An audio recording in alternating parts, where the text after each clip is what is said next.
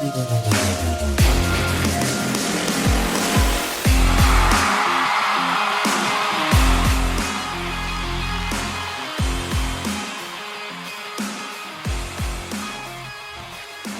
Colts Nation, back again with another one. And for the returning listeners, do you notice something different? Man, this microphone right here in my face, I feel so professional. But listen, enough about the microphone. I know you're here for the Colts, right? So today, we are going to be talking about Jonathan Taylor and that expiring contract of his, right? And this is going to be a question that's looming over this team throughout the entirety of this upcoming season. Now, do any of you remember the year 2021? It feels like yesterday, doesn't it, right? I feel like ever since that pandemic happened, time just moves differently, does it not, right? And by the way, save your opinion on the pandemic for somewhere else, right? This is a Colts show, not the time or the place for that, but regardless, not the point. Now, I have been a Colts fan for the better part of 20 years, and I know that just since I've been watching, JT's 2021 MVP season, may have been one of the greatest non-quarterback seasons of any player that I have ever seen on this team. And mind you, the 2000s have been the golden years of this franchise, right? I know there's people following the channel right now that were fans there in the 90s and the 80s, so on and so forth. Those were much tougher times to be a Colts fan than what we've really been faced with since I've been going strong as a fan of this team, right? And now, I know that Google, by the way, is going to tell you that some dude named Aaron Rodgers won the MVP in 2021, right? That is a lie by Google. That's just another case of a big corporation trying to control your brain, right? But it is what it is. It was Jonathan Taylor that season. By the way, Google, that's a joke. I know you own YouTube. A complete joke. But regardless, right? It is very, very rare for, particularly in today's NFL, any non-QB to be a legitimate candidate for the MVP, let alone actually winning it. You are talking about a man in Jonathan Taylor, an entire offense whose identity ran solely through this one guy. And it's no surprise that 1 year later, aka last year, right, 4-12-1, that when JT experienced this injury-riddled season, that this offense went entirely off the rails. So as we look towards this season, while of course we're excited about all the new going on, right? I just made a video about Shane Steichen. Lord forbid we talk about Anthony Richardson enough.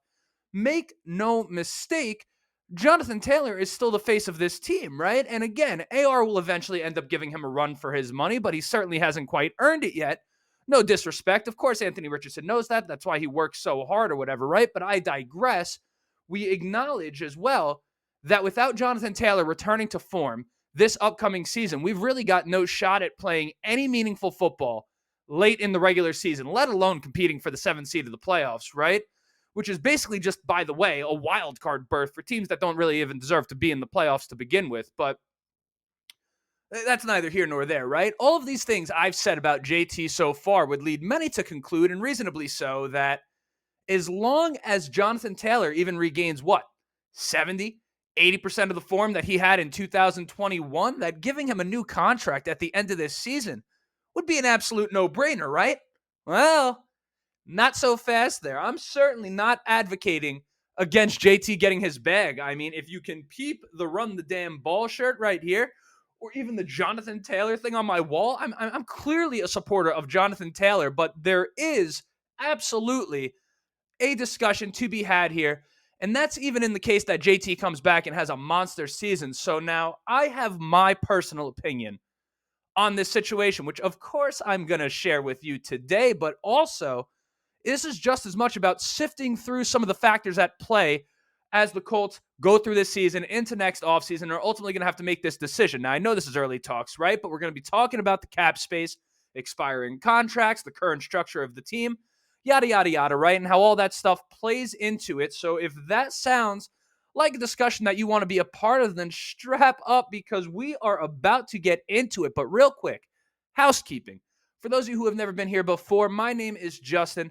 This is the Ride on the Bench Colts cast. I record episodes every single week. We'll be continuing to do so for the rest of my life. So only thing I ask of anyone who comes here, other than to enjoy the video, of course, is to just bloop, shoot the video a like. That's going to help me get out to as many Colts fans as humanly possible. It's also going to let YouTube know what you, the listener, want in front of your face. So if you don't want me here, then I guess you would dislike it, but also please don't do that, right? And now usually I also say subscribe, but I kind of just say it as I'll get you eventually. But what I am noticing is that we have a lot of people returning to listen here, which I appreciate greatly, that are not subscribed, right? We have tons of returning listeners, yet it continues to be that over half the people listening to the show aren't subscribed, and I'm not mad about that. But at the same time, if you have been coming here consistently and have yet to subscribe, please feel free to do so. I mean, be along for the ride, right? You could always unsubscribe later, but that's neither here nor there. So let's get into the bulk of the episode. And by the way, how does this sound right now,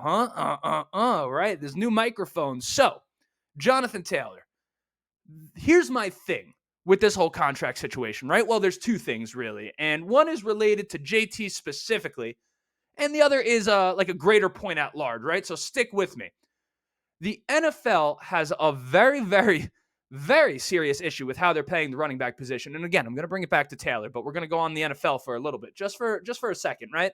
Now, that may not be to any fault of the league, but the running back position does present a unique challenge that I think really needs to be in the forefront of league discussions like soon, right?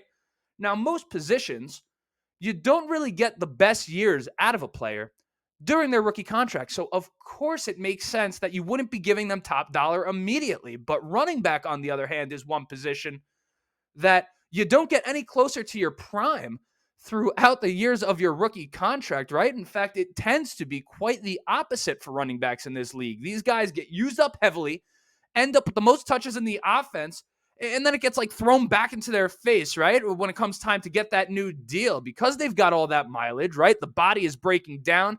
You can't overpay a guy whose best years are behind him, right? I mean, that is just business 101 when it comes to a football team. And now I'm not saying that isn't true, right? That becomes the complication with this. You don't get better at running back by doing it, right? That is like a rare thing in life. For example, if you wanted to get better at podcasting, you would make a bunch of podcasts. And the more you make, the better you get, right? And that goes with a lot of things in life. Running back, again, not just rare in football, it's rare in life the way that works. And, all of that being said, ain't nobody talking about these dudes being underpaid when they're playing lights out during that rookie deal, right? I mean, you look at the quarterback position, everyone is talking about those guys getting what they're worth, right? These days, all the discussions around money are all about player empowerment, but you never hear the guys at the top talking about money other than their own money, right? I mean, give me my worth, $40 million a year, but screw the guy that's on a minimum contract, right? Forget about him. No one's looking out for that guy's pockets. And you got a guy like Daniel Jones, right? On a contract worth up to $160 million because he was simply able to not screw it up, right? Not like turn the ball over 90 times in a season. And then you've got a guy like JT who literally put a team on his back, right? I mean, the entire offense ran through this dude.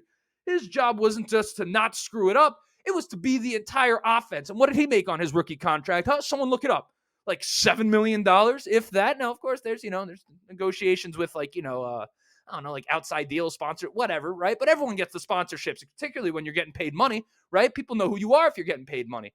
And as far as how the NFL fixes that problem with these running back contracts, I don't really know, because even introducing incentives or performance-based pricing still puts the organization in charge of the entire thing, right? For example, let me if that didn't connect, let me just get you here, right? If you have a guy who needs like 1,200 yards to get an extra, I don't know, X amount of dollars in his contract, all of a sudden you're in the last week of the season and he needs like 50 yards to get that money, right? All of a sudden you might see a drop in usage. Now, I'm not saying that's always what happens. In fact, there's quite a few examples of the opposite, but it's certainly a case that exists across the league. The one that comes to the top of my head, Shannon Sharp, I think, talked about it on the Ravens, that like last week of the season, he had like, almost all the yards he needed in the first half, didn't get a single target in the second half. And then next week in the playoffs, like went off, right? So this is not like some made up fabrication and like the people at the bottom being paranoid. People are going to, jump through the hoops and barriers to make sure that they're not going to pay a certain amount of money, right? So this is a problem that we face, right? But now to bring it back to Jonathan Taylor and the Colts, right? Forget about trying to fix the NFL's problem with the running back contracts. But if you are Indianapolis specifically, and you look at what this man, Jonathan Taylor, has done for your team, right? You look at the fact that you just drafted Anthony Richardson, who presumably you're going to at least give a try as your franchise quarterback. Now, of course, I think he's that guy, right? But you're not going to have to pay him for another 4 to 5 years. You look forward and you think about the need to develop him, right? Build an environment where he can thrive, a little bit of continuity, right? Build his confidence, so on and so forth. And you think about those ticket holders, right? The people that you have an obligation to putting an on the field product that's worth them showing up for. You take all of those things into account and you look at Jonathan Taylor, even in the case where you think he may never recapture that 2021 fucking, I'm cursing, whoops, that, that 2021 form, you can't pay this man a chunk of money for like 2 years, right? I mean, if you're the Colts, if you're me, if I'm the Colts, let me put it like this. Why not just pay Jonathan Taylor 2 years, fully guaranteed, well above market value, and just call it a day? Just get it done with. Just rip the Band-Aid off, right? Forget about what he's worth in 2 years, right?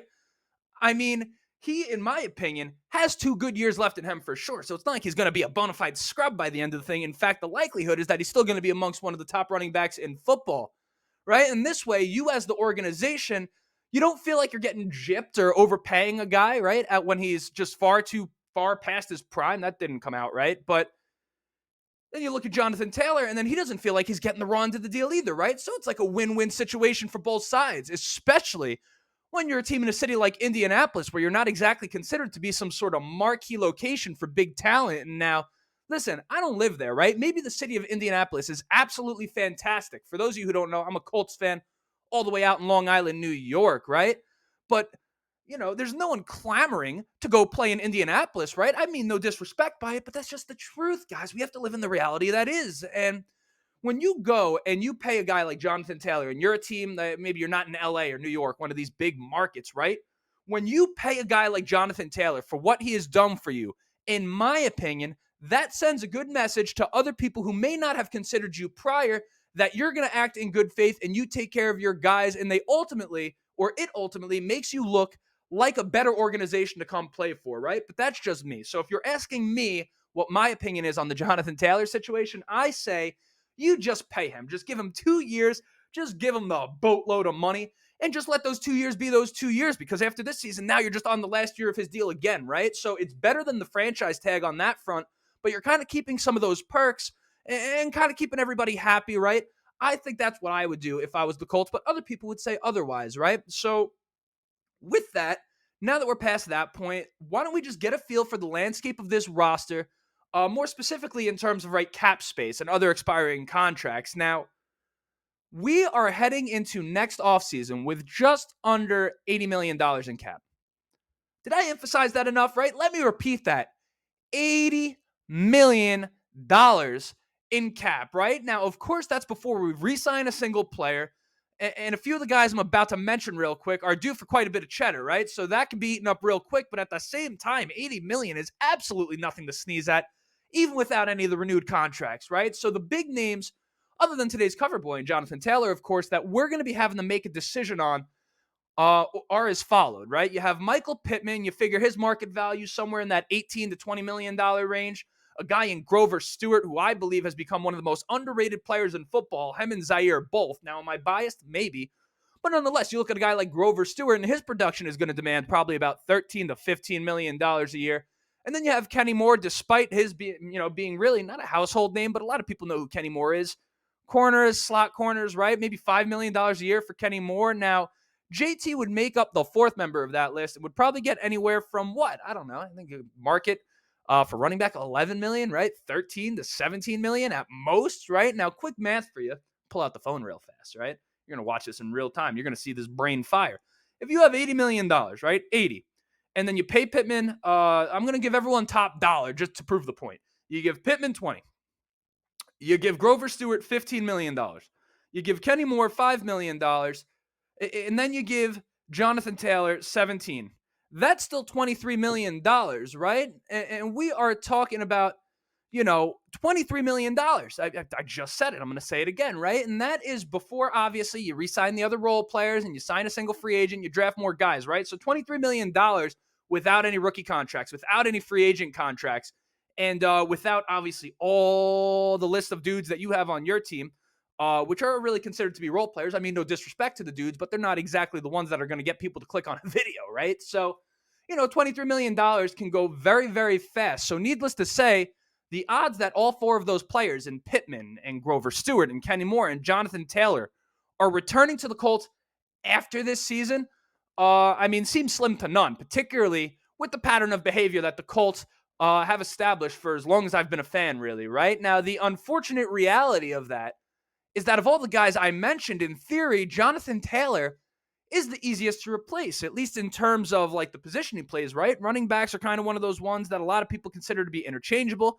You plug a guy in, he can produce. All of a sudden, maybe you get rid of one huge talent, and then you bring in two lesser talents, but talents nonetheless, and then you could still get that going, right? Now, of course, for me, as I said, forget about all of that. Sometimes you have to look past that stuff, right? I know it's just a business, but sometimes there's a level of good faith. And for me, Jonathan Taylor has just become a key part of this organization, and not for anything a key part of my wall. So if we don't have him anymore, I'd have to take that down. So that's obviously going to be a problem for me. Now, of course, the other factor in all of this that can't be ignored is the team's performance this upcoming season, right? And now my personal expectations, I've said on this channel before, I firmly believe that the Colts should, I don't want to place an unfair expectation. No, I'm pretty sure I look at the Colts objectively. And I think that if they don't make the playoffs is one thing, but I think in the final few weeks of the season, we should kind of be one of those teams on the outside looking in at the wild card, right? Kind of in that 500 range. And at least if we don't make the playoffs, we have some meaningful football in week 16, 17, and 18, right? That's what I think is going to happen. And I firmly believe that. I don't just say that because it's a Colts show. Or maybe I do, but I certainly not consciously, right? When the reality of the situation is, of course, that there's the possibility that the Colts come out when we look at a potential rebuild that they're in, right? And they just stink up the joint entirely, right? And now, for a lot of people that say we're in a rebuild right now, I consider it much more of a retool. I look at what Philadelphia did, and go figure, we have Shane Steichen, a head coach, right? But they went from that Carson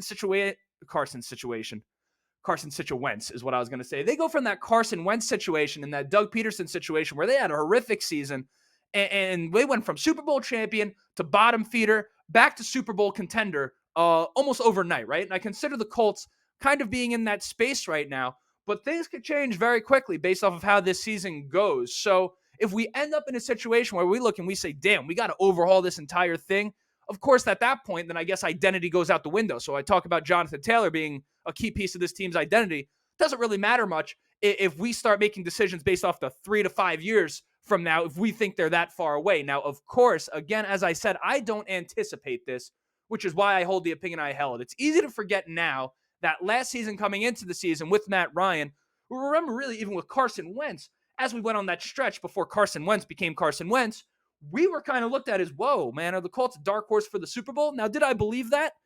I guess in the moment I did a little bit, right? But, all things considered, I knew that was optimistic, right? And then we got Matt Ryan, who nobody knew was a lemon. I mean, we knew he was not in his best days, but we didn't know it was that. Literally coming into last season, the roster we have right now, not much has changed. Not enough has changed. We were viewed as a potential contender in the AFC. So I don't think that we're, at least as it currently stands, high quality burp right there in that microphone, right? As it currently stands, are in this full-on rebuild. But if we were to be, now that changes things for Jonathan Taylor as well. So in conclusion of the episode, the things that I'm viewing as the factors at play are his personal performance, the team's performance, and I guess how the organization views running back, paying that position at whole, right? Because I think if we were to stink bad, if I were to pick between, and I hate to do this, but if I had to pick between paying Taylor and Pittman, and we're that bad at football, I'm going to pick Taylor, and then ultimately maybe we're in the sweepstakes for Marvin Harrison Jr. Obviously, we'll see how that progresses, but I'd rather replace Pittman with Marvin Harrison Jr. than Jonathan Taylor with player X, right? Insert some running back here. That, I guess, is really the majority of my rant for Jonathan Taylor's contract situation. I just wanted to explain it a little bit. So when we talk about re-signing him next offseason, it's not based off of pure emotion. We kind of know what we should be looking at and what some of these factors are. So hopefully I was able to achieve that through this episode. But if I didn't, you still made it this far. So now's about the time where you hit that like button if you haven't already, because again, if you made it this deep into the video, how can you possibly hate it? And then of course, please, I'd be grateful if you subscribed. Yeah, I guess I'm ranting. Of course, you could share it with a friend if you like. Again, I always ask that. I don't think anyone does it. I doubt anyone shares this with their friends. I don't blame you. But regardless, here we are. This is another episode of the Ride on the Bench Colts cast. Until next time, my name is Justin, and go Colts.